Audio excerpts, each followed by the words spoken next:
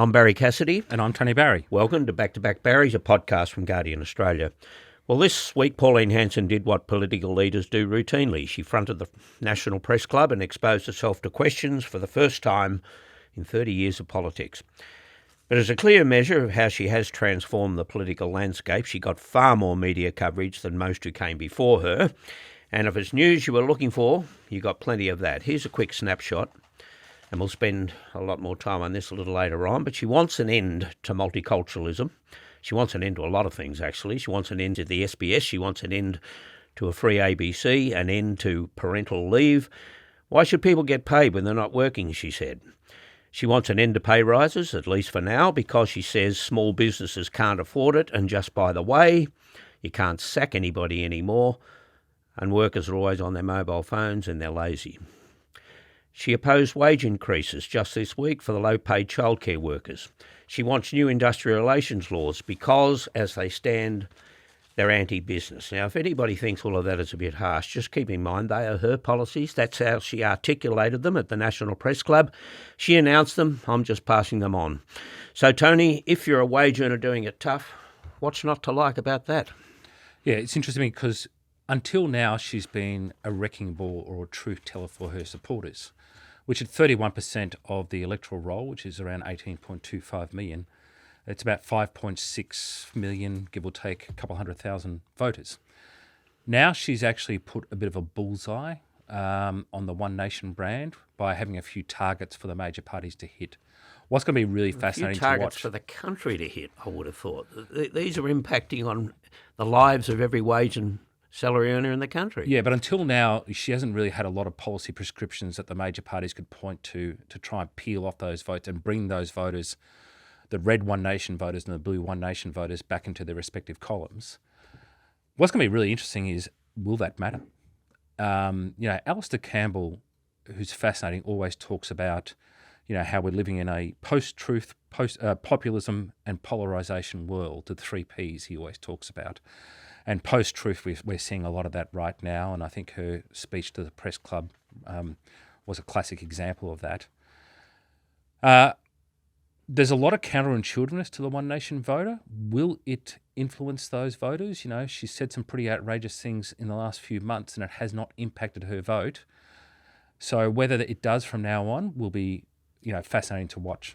I just think it potentially, because of some of the things she said, and particularly when she appealed to people's prejudices, that the impact of the press club speech could even be an increase in her vote, but it'll be in the areas where she's already strong. She has now lost, I think, even more support in the cities, and that wall around the cities that I talk about with Pauline Hanson the whole time, I think it just got a whole lot higher.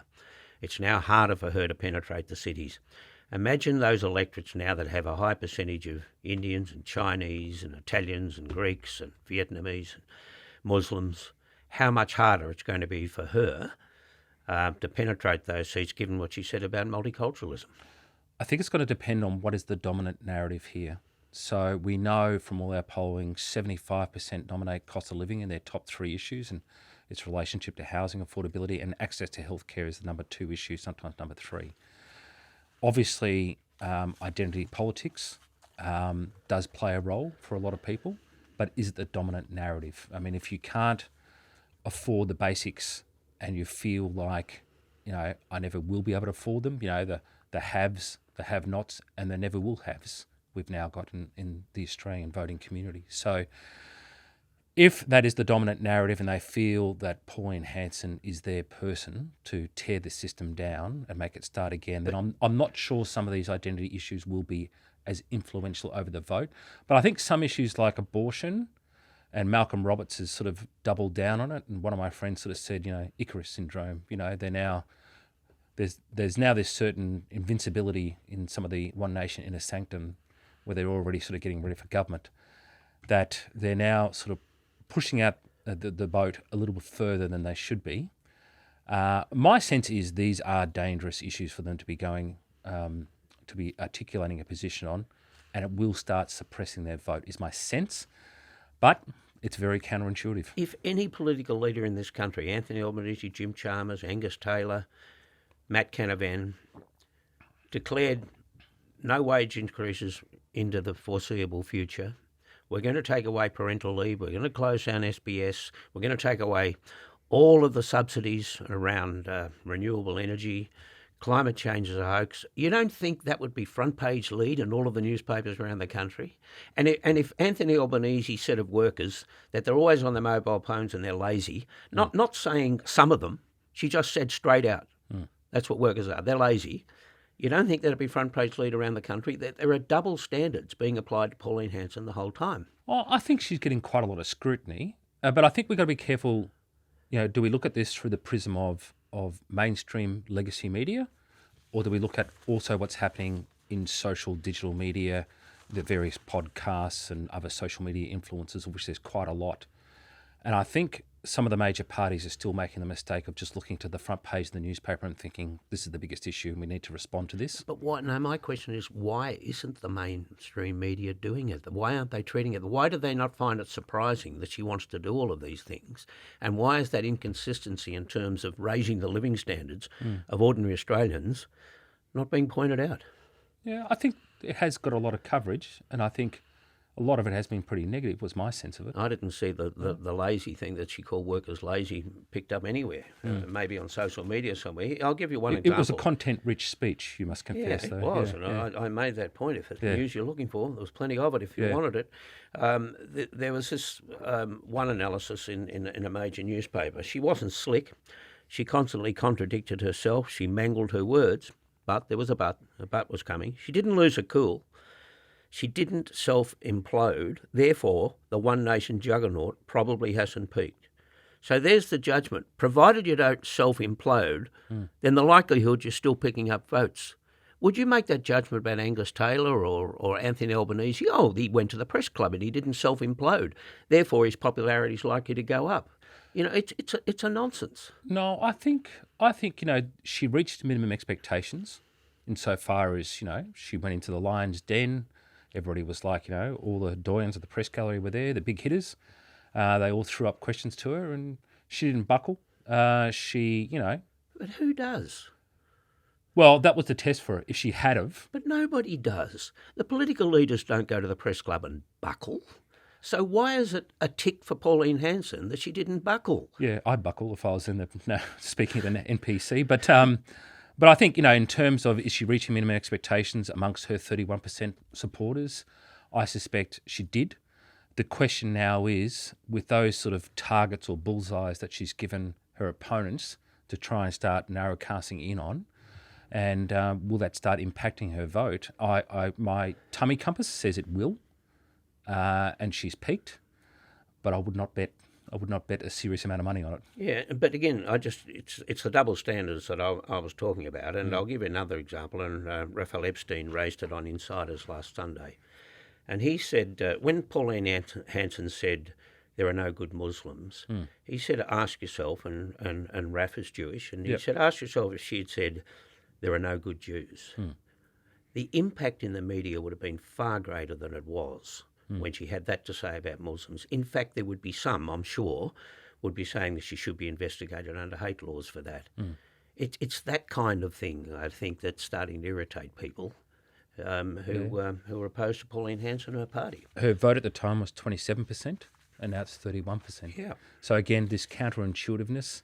No, but again, that's partly the responsibility. I think it's the fault of the media and those who apply double standards. If that was given the treatment that it deserves, that kind of comment, then she wouldn't have gone up in the polls. But she increasingly does, because the only people that are hearing this are the bigots out there who want to hear it. And that's how they respond. But I've tested this in focus groups, and you do test people. You sort of say, well, she recently made these comments, do you agree with that? Do you support that? And they say, oh, no, I think that was ridiculous. But she says what she means, and she sticks to her guns. She doesn't back down, and it's this authenticity argument, which we've talked about before. And of her 31% voter primary, around 15% of voters say, I'm voting for her for that reason, because she sticks to her guns, even if I don't agree with it. She doesn't back down. And I look at these other leaders, whether it be Albanese or Angus Taylor or so forth, and they always say one thing, and they come out a few days later and back down and change their minds, and they're a bit, they're over that kind of lack of conviction. And I think she is getting some reward for that, but whether she can sustain that over the next 2 years, I'm far from convinced. If that is the case, then, and you're holding a focus group, right? If that focus group is representative of the majority of Australians now, then a lot of them will either have been born overseas or their parents were born overseas. Because the figure, as she correctly identified it at the press club, is that 51.5% of Australians now come into that category. She then went on to say, and just give me a sense of the how bereft intellectually this is for her to say this. She said, that is the case. 51.5%, either born overseas or their parents were. Australians don't want that. Australians don't want that. The majority are in that category. How can she say that Australians don't want that? It's like she excludes that group from being Australian, or at least they're not as Australian as the 48.5% who have been here for 2 generations. Put that to a focus group and see whether, if that's a representative focus group, half of them will be in that category, and ask them whether they find that upsetting. What do you put her growth in support down to? I put it down to sheer anger, and I put it down in part to the fact that there are double standards, and that she is treated differently to other political leaders, because it's a good story. It's a great story. We haven't seen anything like this in the past. So, of course, it's people who are frustrated. But what I think there's a responsibility to point out, to raise the question constantly. Well, if of course you're upset about all of this, but what is it, Pauline Hanson, that thinks you are going to make the difference, that she's got the policy solutions?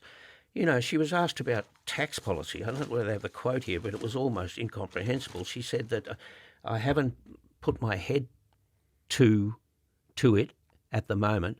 Tax policy. It was pretty much some words to that effect. She hasn't put her mind to tax policy. Like, if you're not going to improve people's living standards through wages, and you haven't got a tax policy, how are you going to improve people's living standards? And you're asking me why she's popular. It's a bit of a mystery when So here's a question. Happening. We got another Redbridge poll coming out soon. Another news poll is due out very shortly. Do you think, and in both polls last time, both pollsters had One Nation leading on a primary vote over Labor and Coalition coming third. What's your fearless prediction for the next poll? I think One Nation will continue to rise in popularity marginally. Despite her speech? Despite the speech, because of where it will appeal. And it will appeal to where she, as I said before, where she's already strong, but it will set her back in the cities. So, and anyway, these people in the cities haven't already declared themselves in opinion polls for Pauline Hanson. So it's not really, what it just tells you, though, is she's made her task of winning city seats, and she can't win government without city seats. And don't get me wrong, I know that these opinion polls are going to be translated into seats at the next election. She could win 50 or 60 seats at the next election. What I'm saying is she can't get enough to win government because she can't win the cities, and she's making it tougher on herself. Like when we talk about multiculturalism, right? And this was probably, it wasn't the most significant thing. I think the economic issues are more significant in a way, but what she said, and it had the highest impact, was somehow we have to turn back the tide of multiculturalism, which has been building since the Second World War, and establish one culture, however identified by her. What does it mean?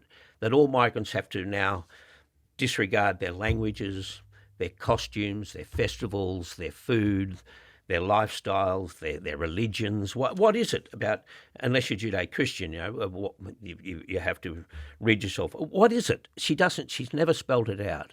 It's a nonsensical proposition. You can't do it anyway. You can't turn it back in that way. Now, what I'm saying is that might appeal to the prejudices of some, right? And they might think that you can actually do that and become a monoculture all over again. But it will have a real impact in those critical seats. And look, apart from that, it's when she made this, when she declared that she wanted an end to multiculturalism, it's not new. She did it 30 years ago. And she did it in her maiden speech, that speech when she said that the country was being flooded by Asians, swamped by Asians. In that speech, she did call for an end to multiculturalism, and it wasn't picked up in the same way because of that more outrageous proposition that she'd raised.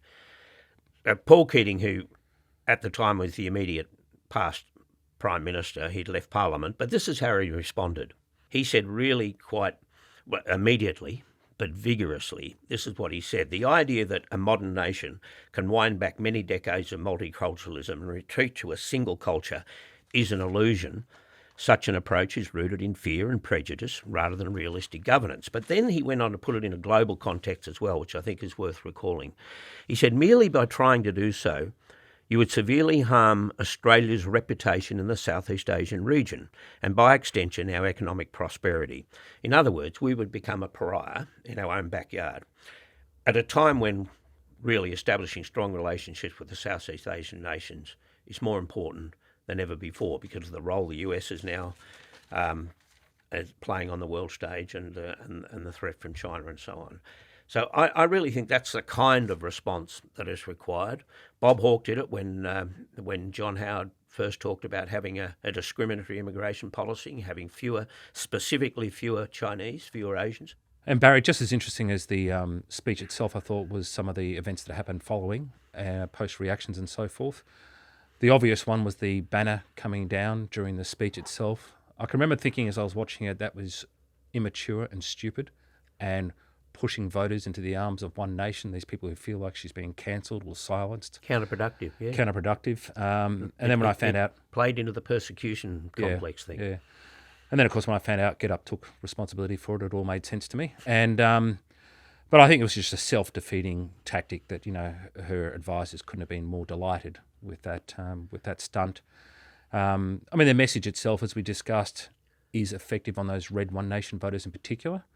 But the cost is that, it sort of, pushes those sort of One Nation curious voters further towards her column. The other interesting thing that developed after the speech was that Gina Reinhardt, who's been discussed in dispatches with donations of the plane and so forth, and her influence or otherwise over Pauline Hanson, then stood up beside her. She shared a platform the very day after the speech. Quite deliberate. And talked about the orange bulldozer, which gave me recollections of Elon Musk and the chainsaw. Yeah, it was that. I wasn't as impressed with Gina Reinhardt's impersonation of a bulldozer. That was kind of embarrassing, but they were just determined to send that message out off the back of it as well, that Gina Reinhardt was backing her. Yeah. And Gina Reinhardt's only message out of that was she wanted to abolish certain departments, and especially where departments overlap with the state governments. So she was using it as a platform too to push for her own policies. The orthodoxy says that's a problem for One Nation, for a backer to so identify and come out and basically... It does allow her major opponents to sort of do this puppet sort of, narrative, which I think can be very powerful. But again, as I said, we're in this post-truth polarisation populism world, so whether that impacts her vote or not, I'm going to be interested to see. Well, I just wonder whether or not you're for or against SBS as an organisation, or whether it should continue to go on and be publicly funded. How many points would you give her for timing? If you want to attack SBS, why would you do it in the middle of the World Cup when they're probably getting their highest ratings in their history? They're putting to air every World Cup game over the next 4 or 5 weeks. For timing, 0 marks. Same with the attack on multiculturalism, at a time when the Socceroos, we're all behind them right now, they're our heroes for the next 4 or 5 weeks at least. They put out a great video where one after another they talk about where they came from. They came from Geelong and they came from Newcastle, but they also came from Somalia and Scotland and Guinea, and 4 of them came out of refugee camps. And with great passion, they talk about how proud they are to live in a multicultural society. Again, her timing wasn't great. Yeah. She's up against a pretty strong team there. But what is the dominant narrative here? It's cost of living, it's access to infrastructure, whether it be social service infrastructure or, hospitals, emergency departments and so forth. I can see that message working, but I can also see, where it works for Hanson as well, where they just How sort of can say, she win the cost of living argument? Like we saw it with Peter Dutton. How can you win the cost of living argument when you haven't got any solutions to the problem? We haven't suspended all logic because of Pauline Hanson. We've had this experience with Donald Trump, I think, where we tend to say, well, look, he's untouchable. You can't. His supporters will not desert him no matter what you do. The thing is, she hasn't the awe and the pressure. She's not the most powerful person in the world, right? Donald Trump has a cult following. I wouldn't say Pauline Hanson's, or at least the people who are saying they'll vote for in opinion polls, they're not a cult. And I think they are people who are more likely to, in the end, balance up a few things that Trump supporters don't do. And that's ask themselves, well, what will she do for me? How will she make my life better, other than appeal to certain cultural prejudices? Yeah, I can absolutely see that scenario playing out, Barry, but I can also see their hatred of the two-party system and the major parties keeps them in the one nation column, at least for the next 2 years. We did a poll that hasn't been published yet around people's perceptions around various professions. This is not an uncommon test. We see it regularly, but we asked it from various points of view. We said, do you trust the following occupations to do the right thing by people like you? And obviously, nurses is always one that you do because it is unsurprisingly incredibly high. And then you also throw in other professions, but we also do politicians and CEOs of big business. It won't shock you that CEOs of big businesses and politicians were strongly net negative. They were around net minus 60. So roughly around 80% were unfavourable and about 50% were favourable in terms of that proposition about do you trust them to do the right thing by people like you? Then we asked them, do you think the following professions are competent? Again, nurses incredibly high. When we asked them about politicians and CEOs was net positive, around net positive 19. So more people were inclined to say, yes, they're competent than incompetent. Politicians, though, were net minus 40.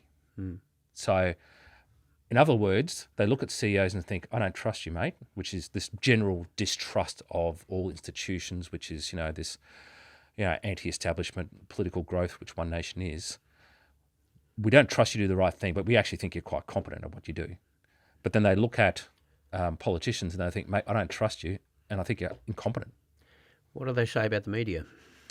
That wasn't so great. Yeah, and I'm sure that's right, and that's what Pauline Hanson is trying to exploit. But where she really lost the plot completely was to describe one of Australia's most respected journalists as trashy. And that is straight out of Trump technique. And they do it only because they're trying to avoid answering the question. It's deplorable. There's no place for that here. And so hopefully she'll be called out by colleagues, by the other journalistic colleagues as she goes about that. But more worrying is the ban on the ABC and The Guardian. And she is saying that she will not allow them to go to her news conferences. The point about the organisation, talk about the politicians, the media, along with the judiciary, they're the central pillars of our democracy. And you go right ahead and criticise them all you like. But the fact is that they exist and they're there.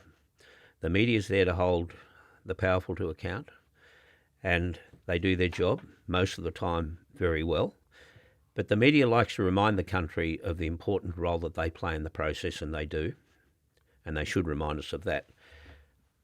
But when their freedom is attacked, that's when they should fight back, and they should collectively resist this kind of interference in their work.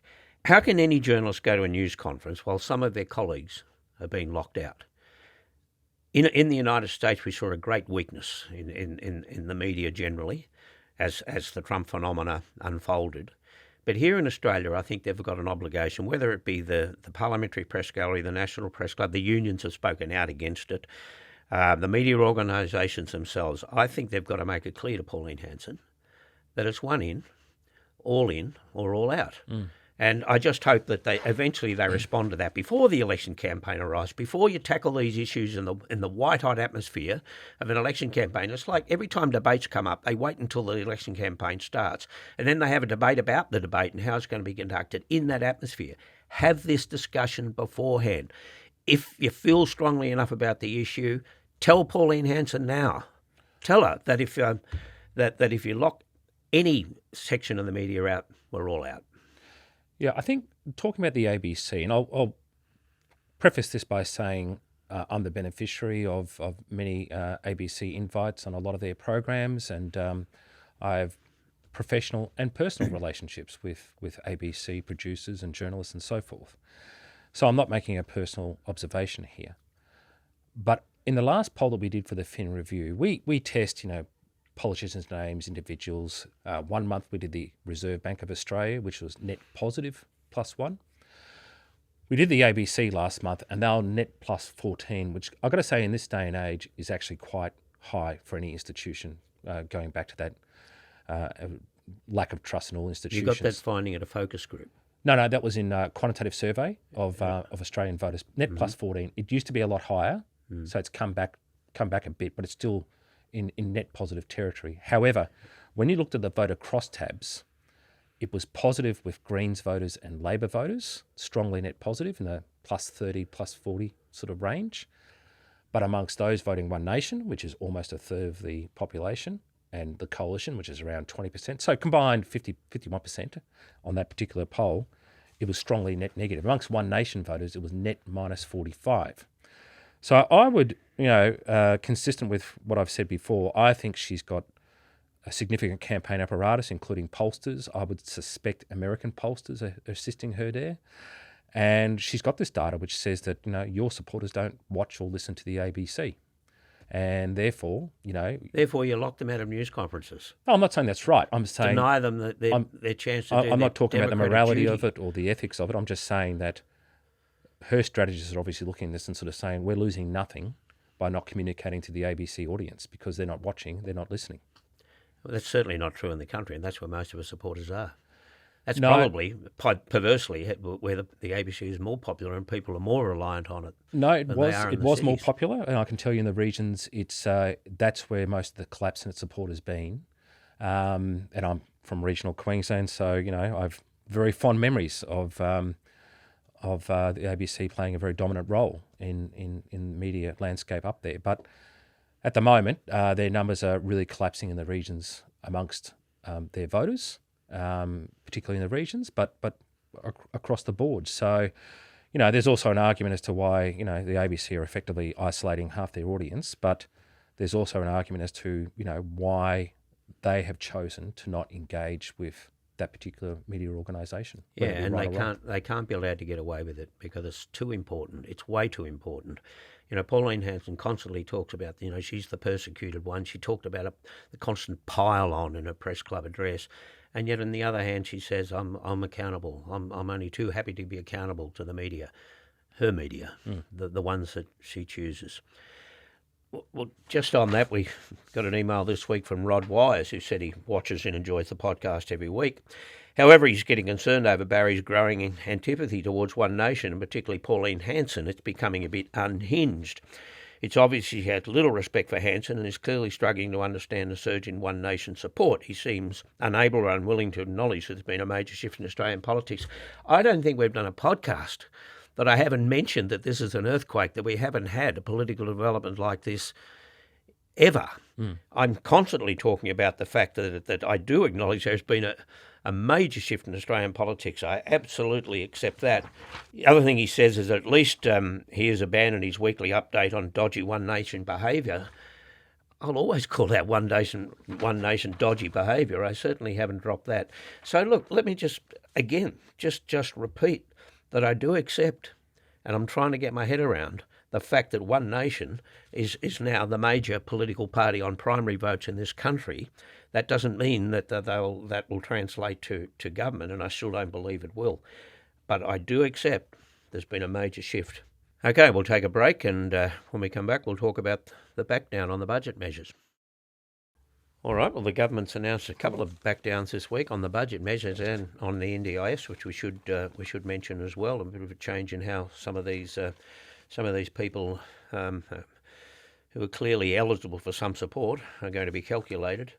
But on the budget measures, look, substantial. The changes are substantial. I think what stays in place is the basic reforms themselves. The negative gearing, certainly no changes there. But on the capital gains tax concessions, the bedrock remains. but a significant change to have the eligibility or the exemptions go from businesses with $2 million in turnover to $10 million in turnover. No, I actually disagree with that. I think it was a faux back down. I think they didn't offer any costings around it, which shows that it's negligible in terms of its impact on voters and those impacted by these changes to the tax concessions and so forth. The real test, though, will be, what it does to on the ground in terms of voter support. I don't think voters are going to buy that.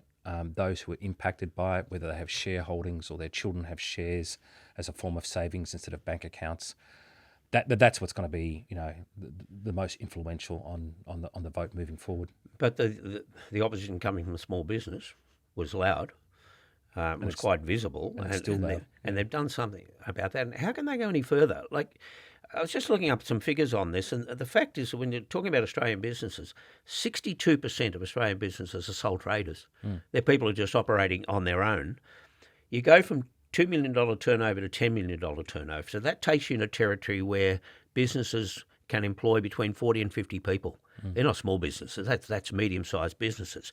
But that takes in 97 or 98% of all businesses.